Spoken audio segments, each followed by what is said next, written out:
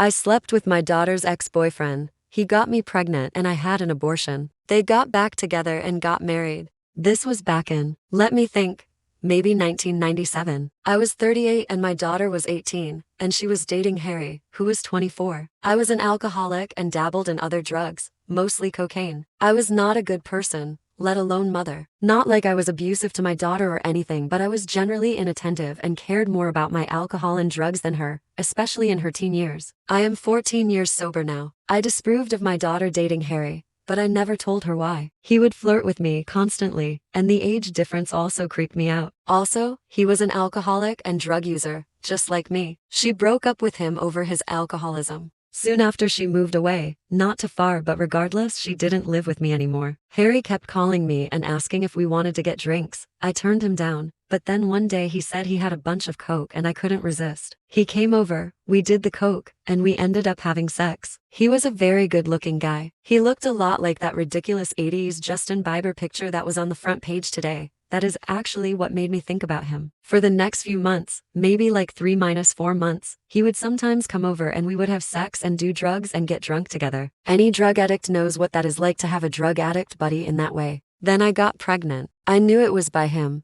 I had sex without a condom a few times stupidly. I never told him I was pregnant, and I went and got the abortion and kept it a secret. Anyways, I stopped seeing him after that. It was too weird. I also got sober for like 4 months before relapsing. Fast forward to years and my daughter contacts me and tells me that she got back with Harry and that he is fully sober. I was mortified, honestly. He was gonna tell her that we slept together and she is going to hate me for life. They came over one day and said hi, and when my daughter was gone, Harry told me that there is no reason to tell her about what happened. I agreed. It's been 16 years of marriage on their part. They have a kid together. Harry got cancer, then beat it. I got sober. That's basically it. I don't see them very often. They live in Texas and I live on the East Coast. But whenever I do, there is always that tension between me and Harry. It's literally the first thing that comes to either of our minds. I can just tell. Not like sexual tension. Like, why did we have to do that? What the fuck is wrong with us? Kind of tension. I think about this often, especially when I see my grandson. I always think that could have been my son if things had gone differently. But wow, what a disaster that would have been if I decided to keep that child.